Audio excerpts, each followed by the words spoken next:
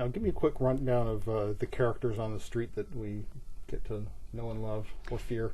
Yeah. Well, there's Furious. That's his street name. He's Daniel by birth, but he names himself Furious. And his brother Michael, who has named himself Muzzle, and their parents and their sisters and the sisters' babies. The Harris family is a gaggle.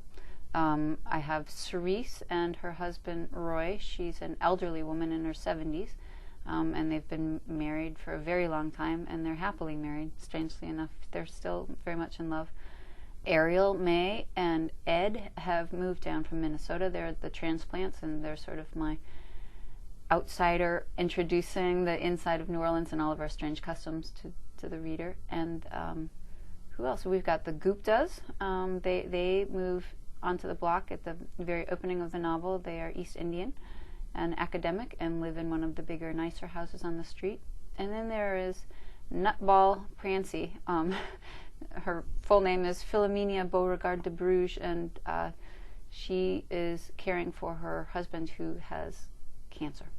Even though Furious and I guess Alphonse is sort of drug lord boss, right, who should be the scarier ones, Prancy creeped the hell out of me right from the start. Philomena is just like, it was just something.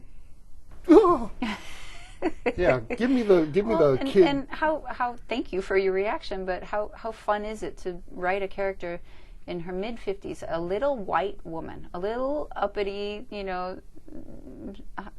upper social echelon woman who shouldn't be on the surface scary in any single way, shape, or form. She's the anonymous person on the street. Nobody would be afraid of somebody like that. But I'm so glad that you were, because that was a goal of mine. Let's take the least likely scary person out there and turn her into the one everybody fears. I think the first thing that really creeped me out was when she decided she was the guardian of the neighborhood, and that it was her duty and responsibility to make sure that the neighborhood was a certain way, and it was like, whoa, what's this? And I will admit there are plenty of Prancys in New Orleans.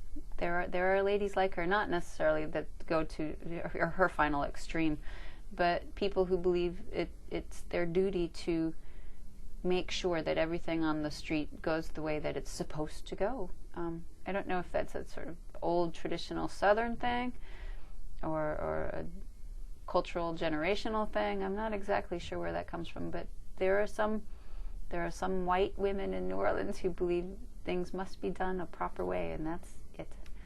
Some people are trying to say something with a book. Are you trying to say something about the city? Are you talking about racism in America? Are you talking about class? Are you talking about capturing a certain time in a certain place? I mean, what? Can I say all of the above? Do I get to choose E? Yeah, well, E, tell me what E is. All of the above. And then some, but primarily it is my attempt to answer the question, why? In the epilogue, it says some of us choose to stay for Katrina. It's okay to ask. Everyone does. And what are they asking? Well, they're asking why. Why in the world live in a city 6 feet below sea level? Why not evacuate? Why return to a ruined city? And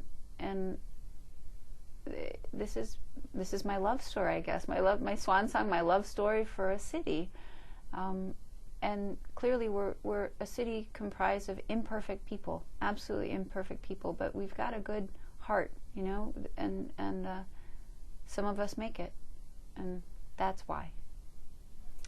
The title, Babylon Rolling, it partially has to do with parades, right? Yes, we name our parades for Mardi Gras, and in 2004, and we still do. We've got Babylon. Babylon's followed by Chaos. That they've got crazy names. And we've got the biblical city of sin. Which I think is, of course, a nice reflection on our contemporary city of sin. And that's not Vegas. And when a parade starts moving in New Orleans, we say it's rolling. So that's where directly the title comes from. And when Babylon the Parade, in the fictional, my fictional rendering of it, starts to roll in the narrative, it's a real pivotal point for one of the characters. And so and I like the sort of sense of inevitability. I like the word rolling, and it's attempting to conjure something not just on the surface, obviously. I guess all writers hopefully choose good titles, but let it have a couple of meanings. You've got the most literary house, I think, in North America. I think your husband, Joseph Boyden, the writer, and it works, the two writers in one house. You're happy with that? We did the strangest thing with both of our second novels. We wrote them at the same time at the same table. So not only do we not have studies anymore, we sit at the dining room table across from each other with our dueling laptops and clack away. I so love that. That would be my ideal life. It's pretty good. I mean, no complaints at all.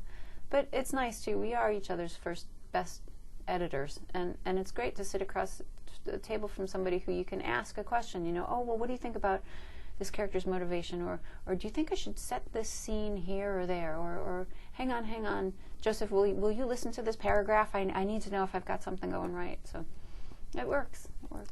It's a great book. Really well done. Congratulations. Thank you very much. The book is Babylon Rolling. I've been speaking with the author Amanda Boyden, and Babylon Rolling, published by Knopf Canada.